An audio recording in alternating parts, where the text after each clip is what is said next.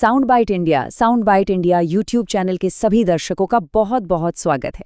आज के इस खास विश्लेषण में हम एक ऐसे विषय पर बात करने वाले हैं जो सच में गेम चेंजर साबित होने वाला है। भारत में सैटेलाइट आधारित ब्रॉडबैंड। सोचिए, आसमान से सीधे आपके घर तक तेज इंटरनेट। ये कोई आम तकनीकी अपग्रेड नहीं है दोस्तों, ये एक ऐसा कदम है जो पूरे देश के डिजिटल नक्शे को हमेशा के लिए बदल कर रख सकता है। तो चलिए बिना किसी देरी के शुरू करते हैं। आज के इस एक्सप्लेनर में हमारा सफर कैसा रहेगा, चलिए फटाफट देख लेते हैं। हम ब्रॉडबैंड स्पेस रेस, सैटेलाइट दिग्गजों की टक्कर, स्पेक्ट्रम आवंटन के नियम, डेटा संप्रभुता और आखिर में सबसे जरूरी आपकी जेब पर पड़ने वाले असर और नई नौकरियों के बारे में बात करेंगे। तो चलिए सीधा मुद्दे पर आते हैं।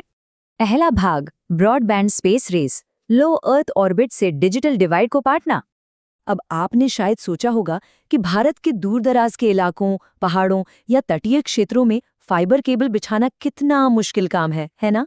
यहीं पर लो अर्थ ऑर्बिट यानी एलईओ सैटेलाइट्स एक असली जादू की तरह काम करते हैं।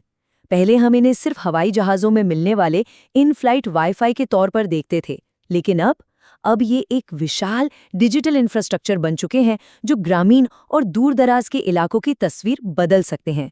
और सबसे अच्छी बात यह है कि आयन स्पेस के सख्त नियम ये तय करते हैं कि अंतरिक्ष में इतने सारे सैटेलाइट बिना आपस में टकराए या सिग्नल में गड़बड़ी किए एक साथ सुरक्षित तरीके से काम कर सकें। दूसरा भाग, सैटेलाइट दिग्गजों से मिले भारत के आसमान के लिए कॉर्पोरेट प्रतियोगिता।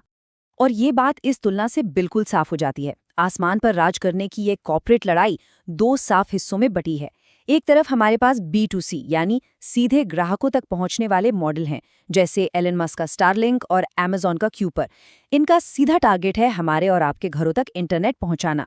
वहीं दूसरी तरफ B2B और B2G मॉडल्स हैं, जहां यूटिलसैट, वनवेब और रिलायंस की जियो SES जैसी कंपनियां हैं। ये मुख्य रूप से बड़े बिजनेस, एयरलाइंस और सरकारी ज़रूरतों को पूरा करने पर अपना पूरा फोकस रख रही हैं। अगर हम इनकी एंट्री की टाइमलाइन पर नज़र डालें तो एक बहुत ही दिलचस्प तस्वीर सामने आती है। यूटिलसैट, वनवेब और जियो SES ने तो 2021 और 2022 में ही अपने लाइसेंस हासिल कर लिए थे, लेकिन इन स्पेस की फाइनल क्लियरेंस के लिए उन्हें सालों तक इंतजार करना पड़ा। दूसरी ओर स्टारलिंक की बात करें तो उसने हाल ही में 2025 में सरकार की तमाम कड़ी शर्तों को मानते हुए अपना यूनिफाइड लाइसेंस हासिल किया है। ये अपने आप में एक बहुत बड़ा माइलस्टोन है। वैसे स्टारलिंक को भारत में जो ये लंबा वक्त लगा, उसके पीछे एक बड़ी वजह थी अंतर्राष्ट्रीय सुरक्षा चिंताएं। दरअसल ऐसी रिपोर्ट्स आई थी कि स्टारलिंक के उपकरण ईरान में बिना लाइसेंस के इस्तेमाल हो रहे थे, जबकि वहां इनकी सेवाओं पर पाबंदी है। जाहिर है, ऐसी अंतर्राष्ट्रीय घटनाओं के बाद भारत सरकार को सतर्क होना ही था। इसीलिए हमारे देश में एक बेहद सख्त नियामक रवैया अपनाया गया, ताकि पूरी सुरक्षा जांच के बाद ही इन्हें हरी झंडी मिल सके। तीसरा भाग, स्पेक्ट्रम आवंटन की रूपरेखा, आसमान के लिए सख्त जमीनी नियम। अब इन कंपनियों की आपसी लड़ाई से हटकर जो असली गेम है वो है स्पेक्ट्रम यानी रेडियो तरंगों का बंटवारा। आपको बता दें कि सरकार ने साफ कर दिया है कि सैटेलाइट स्पेक्ट्रम की कोई नीलामी नहीं होगी। इसके बजाय संचार मंत्रालय ने दूरसंचार अधिनियम 2023 के तहत इसे प्रशासनिक प्रक्रिया के जरिए आवंटित करने का फैसला लिया है। सच कहूं तो इस उभरती हुई इंडस्ट्री के लिए ये फैसला एक बहुत बड़ी राहत और एक बेहतरीन फैसिलिटेटर के तौर पर देखा जा रहा है। लेकिन ठहरिए, प्रशासनिक आवंटन का मतलब ये बिल्कुल नहीं है कि स्पेक्ट्रम मुफ्त में मिलेगा।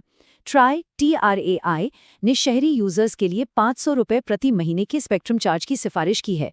जाहिर है, इससे सैटेलाइट स्पेक्ट्रम की कीमत काफ़ी प्रीमियम हो जाती है।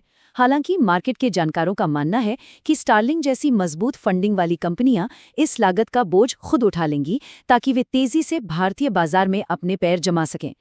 चौथा भाग, डेटा संप्रभुत्व और मील के पत्थर, भारत की डिजिटल सीमा दीवार का निर्माण।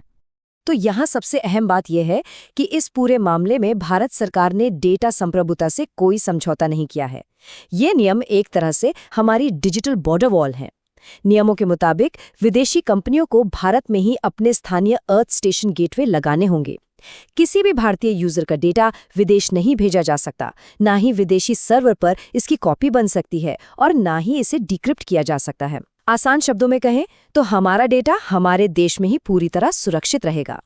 और इन सारे कड़े नियमों का पालन करवाने की पूरी जिम्मेदारी इन स्पेस के पास है। ये एक सिंगल विंडो एजेंसी है जो निजी क्षेत्र की सभी अंतरिक्ष गतिविधियों पर पैनी नजर रखती है।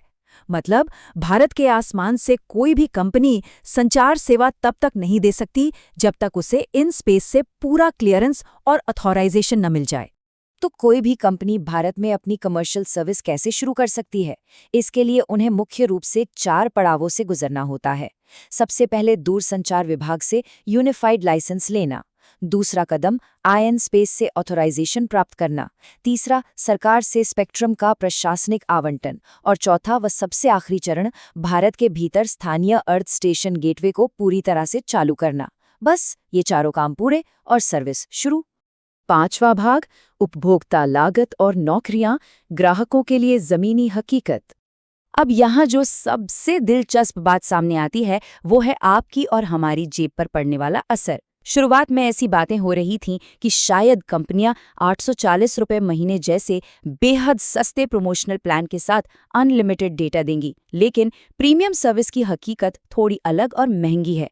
रिपोर्ट्स बताती हैं कि इसके हार्डवेयर किट की कीमत 34,000 रुपये और मंथली कॉस्ट करीब 8,600 रुपये तक जा सकती है।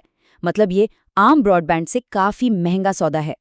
इसके साथ ही अनलिमिटेड डेटा वाले वादे में भी एक छोटा सा पेंच है। जरा सोचिए, पूरी दुनिया में मौजूद सैटेलाइट्स का सिर्फ 0.7 से 0.8% हिस्सा ही किसी एक समय में भारत के ऊपर होता है। तो अगर अचानक से सब्सक्राइबर्स की संख्या बहुत ज़्यादा बढ़ जाती है तो नेटवर्क की क्षमता पर भारी दबाव पड़ना तय है। इसे तकनीकी भाषा में कैपेसिटी कंस्ट्रेंट कहते हैं, जो आने वाले समय में एक बड़ी चुनौती बन सकता है। लेकिन इस पूरी कहानी का एक बहुत ही शानदार पहलू भी है, और वो है रोजगार। सरकार इस सेक्टर को एक सनराइज सेक्टर मानती है।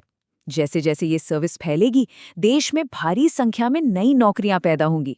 सोचिए, छतरियां या टर्मिनल्स लगाने के लिए 40% जॉब्स, नेटवर्क के रखरखाव के लिए 35% और रोजमर्रा के संचालन में करीब 25% नौकरियां।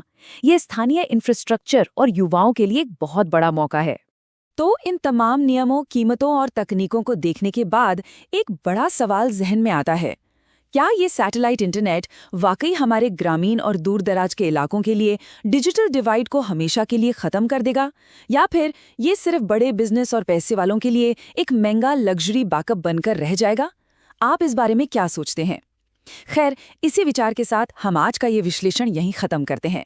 अगर आपको ये एक्सप्लेनर पसंद आया हो तो sound bite India YouTube channel को लाइक और सब्सक्राइब करना बिल्कुल न भूलें। जुड़े रहें, सीखते रहें।